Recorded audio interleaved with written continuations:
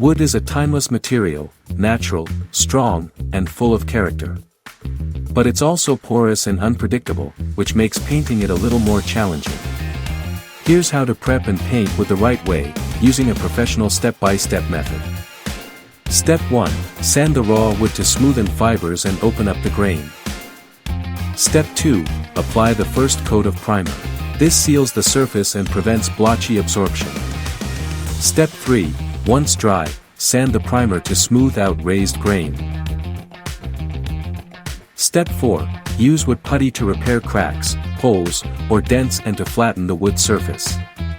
Step 5. Sand the patched areas until they blend smoothly with the surface. Step 6. Apply a second coat of primer to unify the surface and seal everything in. Step 7. Sand again. The smoother the base, the smoother the top coat. Step 8. Finally, apply your Cascara top coat, clean, elegant, and built to last. That's how you turn raw wood into a flawless finish. Cascara water-based quick dry enamel. Available at SINCLAIR Pro stores nationwide.